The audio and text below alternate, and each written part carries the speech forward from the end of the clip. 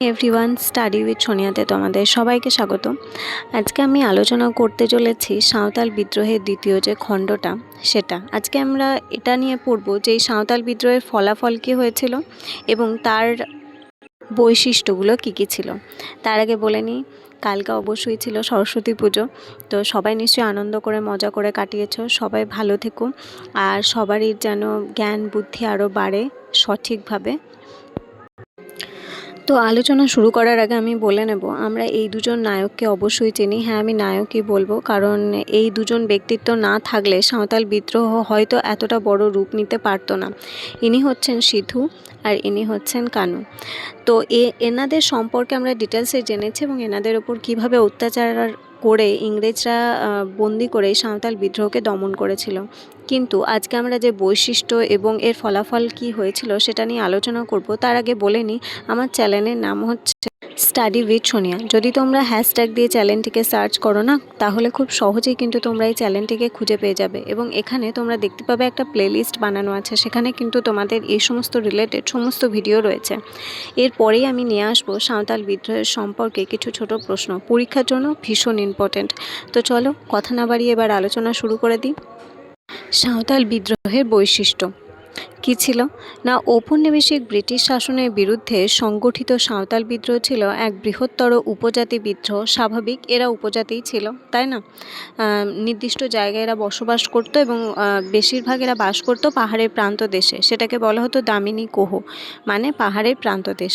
তো সেই সমস্ত জায়গায় তারা কৃষিকাজ আর পশুপালন করে নিজেদের জীবিকা নির্বাহ করত। এদেরকে উপজাতি বলা হতো। সাঁওতাল বিদ্রোহের বিভিন্ন বৈশিষ্ট্য ছিল, সেগুলো কি কি? প্রথমত, নারী পুরুষ নির্বিশেষে সাঁওতাল সম্প্রদায়ের সব বয়সের মানুষই এই বিদ্রোহে সামিল হয়। তবেই তো একটা বিদ্রোহ বিশাল আকার ধারণ করবে, যখন সমাজের প্রত্যেকটা মানুষ সেখানে অংশ নেবে। সেটাই করেছিল। দ্বিতীয়ত, দরিদ্র কামার, কুমোর, গোয়ালা, তাঁতি, ডোম প্রভৃতি সম্প্রদায়ের মানুষ সাঁওতাল বিদ্রোহের সঙ্গে অংশ নেয়, কারণ তাদের ওপরেও সেম অত্যাচারই হতো। কারণ এগুলো বিভিন্ন পেশার কথা বলা হয়েছে। তো এই সমস্ত পেশা মানে তারা যে এই জাতির অন্তর্ভুক্ত নয় এরকমটা তো নয়। তো এই সমস্ত মানুষগুলোকে ওই একই অত্যাচার সহ্য করতে হতো, তাই তারা এই বিদ্রোহে সামিল হয়েছিল, অংশ নিয়েছিল, সমর্থন করেছিল। সাঁওতাল বিদ্রোহীরা সাধারণ তীর, ধনুক এবং বল্লম নিয়ে প্রভৃতি দিকে আধুনিক অস্ত্রশস্ত্রে সজ্জিত ইংরেজ বাহিনীর সঙ্গে একটা বিশাল যুদ্ধে সামিল হয়। এটা কিন্তু স্বাভাবিক ব্যাপার নয়, তাই না? খুব সাহসের দরকার হয় যে সাধারণ তীর, ধনুক এবং বল্লম নিয়ে আধুনিক অস্ত্রশস্ত্র মানে বোমা, গোলা, বারুদ এই সমস্ত সঙ্গে তাদেরকে যুদ্ধ করতে হচ্ছে। তো সাহসটা কতখানি দরকার বুঝতে পারছো তো? আমি আজকে তোমাদের জন্য একটা ম্যাপও নিয়ে এসেছি, কারণ সেই মানচিত্রের মাধ্যমে আমরা বোঝার চেষ্টা করব যে কোন কোন জায়গায় বিদ্রোহগুলো ছড়িয়েছিল। তাহলে তোমাদের জায়গা এবং ছবি দুটোই মাইন্ডে থেকে যাবে, তাই না? নেক্সট, বিদ্রোহীদের আক্রমণের প্রধান লক্ষ্য কী ছিল? থানা, ডাকঘর, রেল স্টেশন, মহাজন ও জমিদারদের বাড়ি, ইউরোপীয়দের বাংলো প্রভৃতি কী করা? আক্রমণ করা। এগুলোই তাদের লক্ষ্য ছিল। ছোটনাগপুর অঞ্চলে ব্রিটিশ শাসনের অবসান ঘটানো এবং বহিরাগত জমিদার, মহাজন ও ব্যবসায়ীদের আধিপত্য ধ্বংস করা ছিল সাঁওতাল বিদ্রোহীদের উদ্দেশ্য। বেসিক্যালি তারাই তো বাইরে থেকে এসে আরও বেশি অত্যাচার তাদের উপর তৈরি করলো, তাই না? তাদের উপর নানা রকম কর আরোপিত করলো। বেশ তো তারা ছিল, তাদের তো কোনো রকম অসুবিধা হচ্ছিল না। বাইরে থেকে যখন এরা আসতে শুরু করলো এবং ইংরেজরাও নিজেদের আয়ত্তের মধ্যে জায়গাটা নিয়ে এলো, নতুন নতুন আইন প্রণয়ন করলো, উপকর বসালো, তখনই কিন্তু এই সমস্যা তৈরি হলো। তো তাদের অবশ্যই টার্গেট হবে, অর্থাৎ সাঁওতালদের টার্গেটটা কারা হবে? এনারাই হবেন। তো সেটাই হয়েছিল। এবার আমরা পড়ব বিশ্লেষণ। সাঁওতাল বিদ্রোহীদের বৈশিষ্ট্যগুলি থেকে এই বিদ্রোহের প্রকৃতি বা চরিত্র ফুটে ওঠে। কী ওঠে না, চরিত্র এবং প্রকৃতি ফুটে ওঠে। যেমন প্রথমত, দরিদ্র সাঁওতাল কৃষকদের অংশগ্রহণের কারণে সাঁওতাল বিদ্রোহ ছিল প্রধানত একটি কৃষক বিদ্রোহ। দরিদ্র সাঁওতাল কৃষকদের অংশগ্রহণের কারণে সাঁওতাল বিদ্রোহ ছিল একটি কৃষক বিদ্রোহ, কারণ সবাই তারা কৃষিকাজের সঙ্গেই কিন্তু যুক্ত ছিল। ভালো করে দেখলে দেখা যাবে এটাই, কৃষিকাজ আর পশুপালন এটাই তাদের প্রধান জীবিকা। তো সেই সমস্ত মানুষগুলো যখন লড়াই করেছিল, একদিক থেকে এটাকে কৃষক বিদ্রোহ বলা চলে। নেক্সট, এই বিদ্রোহে সাঁওতাল উপজাতি কৃষক ছাড়াও স্থানীয় বিভিন্ন পেশার নিম্নবর্গীয় মানুষ অংশ নেওয়ায় এটি প্রকৃতপক্ষে একটি গণবিদ্রোহ হয়ে উঠেছিল। তাহলে সমস্ত মানুষ কিন্তু এখানে অংশ নিয়েছিল। আমি যে একটু আগের স্লাইডে বললাম যে ডোম, কামার, কুমোর সমস্ত মানুষ অংশ নিয়েছিল, তাই বিভিন্ন পেশাও কিন্তু এতে অন্তর্ভুক্ত ছিল, স্বাভাবিক। তো থাকার কারণে এই বিদ্রোহ একটা গণবিদ্রোহের রূপ নিয়েছিল। নেক্সট, কে কি বলেছিলেন? অধ্যাপক নরহরি কবিরাজ বলেছিলেন, সাঁওতাল বিদ্রোহ আপসহীন গণসংগ্রামের এক উজ্জ্বল দৃষ্টান্ত। এই জায়গাগুলো ভীষণ কিন্তু ইম্পর্টেন্ট, এই যে জায়গাগুলো আমি করে রেখেছি তোমাদের জন্য, ঠিক আছে?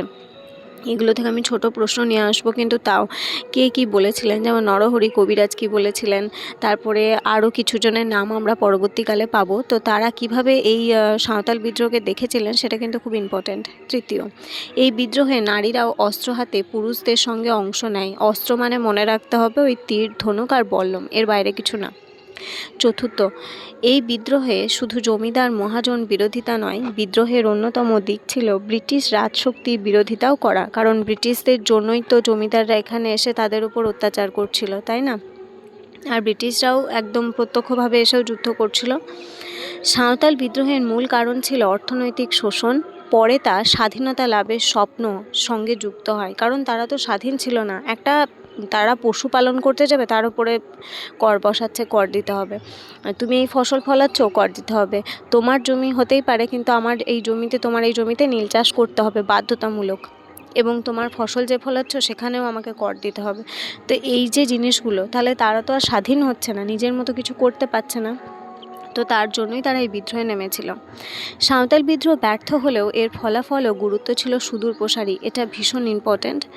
পরীক্ষায় এটা এলে এই যেটা লিখেছি সেটা যদি তোমরা লিখে দিতে পারো তাহলেই হয়ে যাবে অ্যান্সার, ঠিক আছে? আর কিছু বেশি খাটতে হবে না একদমই। তো চলো পড়ে নিই। প্রথমত, সাঁওতালদের ক্ষোভের আগুন নিম্নবর্গের হিন্দুদের মধ্যেও ছড়িয়ে পড়েছিল। নিম্নবর্ণের যারা হিন্দু ছিল, মনে করো এই সমস্ত পেশার মানুষগুলো, তাদের মধ্যেও কিন্তু একটা ক্ষোভ ছড়িয়ে পড়েছিল। এই বিদ্রোহের পর সরকার সাঁওতাল এলাকায় সুদের হার বেঁধে দেয়, যেখানে মনে করো সুদের হার বাঁধা ধরা ছিল না। মানে যখন যার ইচ্ছে হতো, মানে 1 মাস আগে হয়তো 5 টাকা, কথাই বলছি 5 টাকা, তো 1 মাস আগে হয়তো 5 টাকা, আর 2 মাস পরে হয়তো ওটা বাড়ি দিয়ে 15 টাকা করে দিল। সেই 10 টাকা সে দেবে কোত্থেকে? সে বছর হয়তো ভালো ফসল হয়নি, ভালো বৃষ্টি হয়নি, তো ওখানে কি করে তারা চাষবাস করে দেবে, পরিবারকে খাওয়াবে কি? কিন্তু তার উপরেও তাদেরকে কর দিতে হতো, ঠিক আছে? তৃতীয়ত, সরকার সাঁওতালদের পৃথক উপজাতি হিসেবে ঘোষণা করে তাদের জন্য সাঁওতাল পরগনা জেলা গঠন করে দেয়। খুবই ভালো জিনিস তাদের জন্য হয়েছিল। তাহলে একটা বিদ্রোহের ফল সফল না হলেও কতখানি সফল হয়েছিল বুঝতে পারছো তো? তো হ্যাঁ, আর একটা কথা বলে নিই, এই চ্যানেলে যারা একদম নতুন তারা অবশ্যই চ্যানেলটিকে সাবস্ক্রাইব করে রাখবে, এবং এই চ্যানেলে যারা প্রতিনিয়ত দেখতেই থাকো তারা অবশ্যই চ্যানেলটিকে বন্ধুদের মধ্যে শেয়ার করে দেবে, এবং লাইক আর কমেন্ট করতে একদমই ভুলবে না। আর কোন টপিকের ওপর তোমাদের আরও ভিডিও পেতে জানতে ইচ্ছা করছে, সেগুলো অবশ্যই কমেন্টে লিখে জানাবে, আমি সেগুলোই তোমাদের জন্য নিয়ে আসবো। আর আমার নেক্সট ভিডিও হবে এই যে সাঁওতাল বিদ্রোহের থেকে ছোট প্রশ্ন, সেগুলো। তো চলো, সরকার ঘোষণা করে যে এই এলাকায় ব্রিটিশ আইন কার্যকর হবে না, ব্রিটিশদের কোনো আইন এখানে খাটবে না, ঠিক আছে?